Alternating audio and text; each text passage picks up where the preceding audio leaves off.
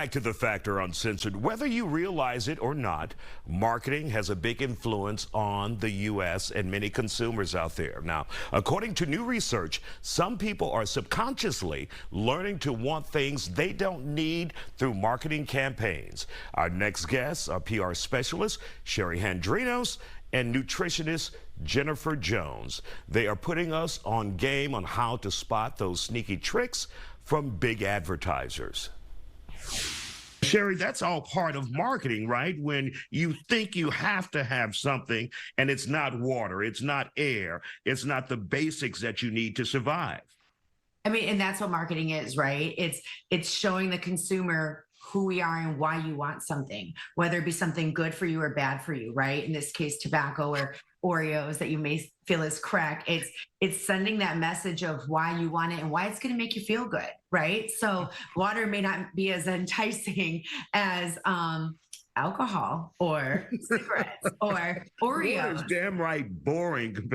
I mean, flavored water might have a little, something to it, but it's in that messaging of how are we getting you to remember us? How are we getting you to think about when I have a craving, why do I want an Oreo? Or when I really want to have a beer, where do I go? And that's just messaging and marketing. And that's really how companies stay relevant and exist.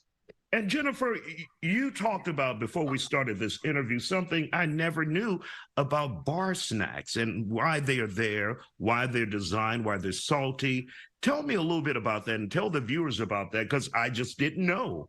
That's one of the oldest tricks in the books, and it's a physiological thing that happens in our bodies. And so that salty food creates more saliva in your mouth. And we're talking about the popcorn, the peanuts, all of that that's free at the bar. Exactly. And so that in return, that saliva that you're producing, that increase is going to make you want to drink more. And when you're at the bar, you're not technically drinking more water, you're drinking more alcohol. So that's why you're getting more of those cocktails and beverages, is because it's a physiological thing that happens. And to the point of, Nabisco or other companies who are making these foods addictive, it's because it's a combination of this, salt, sugar, and fat. And they make these foods literally in the labs to become addictive. Like, that's the point of this.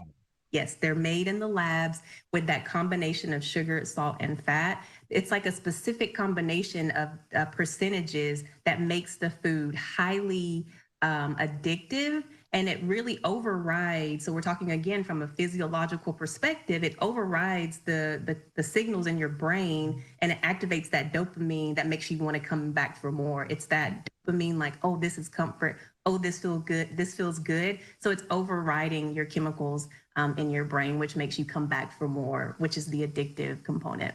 And Sherry, what we have seen over the years, over the decades with cigarette companies, is they became marketing experts. And so now they're using those skills on these processed foods that could be, in the long run, bad for many of us, right? Right. Yeah, it could be. And essentially anyone, it just goes back to the message, right? So no matter what the message is and what they're doing now with the foods, and just like she was saying, let's say you're watching a football game, like we all probably were watching now that football's back, and you're at the bar and you're eating the fried foods and the beer and your team, it's all associated in your mind with something positive, something you enjoy. So when you're looking at the marketing side and the messaging, our job is to say, oh, you like it, you love to come here because we're the best sports bar in town. We have the best, bar food, or shareables, as we call them in the industry, of food that you and all of your friends can eat for even a lower price. So now, you're ordering more. And as you sit there, even a lot of restaurants, including some that we work with, we'll put different things on the televisions that also are funny or good videos or things that we know keep butts in seats longer. In turn, you order more food and you order more drinks. Well, Jennifer, many in the past, we've seen where the cigarette companies have suffered as a result of their marketing expertise. So many people in America began smoking. Many people died as a result of cancer. And then many states individually sued these companies. Do you foresee something like that happening with processed food further down the road, where they say, look, you knew this was bad, even though we're supposed to take responsibility for ourselves as individuals, but they'll say, you knew this was bad, you made this extra addictive, and so now we're coming after you for marketing this stuff. Yes, and you can take a look at, not from a food perspective, but I do think it will go this way in the future with Johnson & Johnson and the baby powder, lawsuit, and how it came to turn that was causing cancer. And so they had to formulate and change the whole, product because it was linked back to cancer. So at some point, I do feel it is going to transfer over to the food industry because these foods are slowly killing society. I hate to say it, but that's what's happening, from chronic disease to, diabetes, to obesity. All of these chronic disease and illnesses are directly tied to the foods that we consume.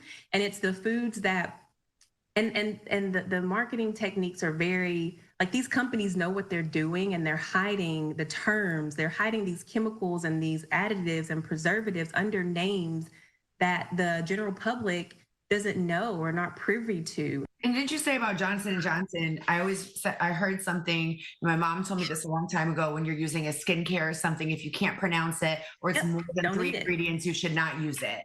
Because your skin is your largest organ. So people forget about that too. It's not just internal, it's what you're putting on your skin when you're watching these products. And that campaign with Johnson & Johnson is going to cost them millions and millions and millions of dollars. All right, ladies, we want to thank you for joining us.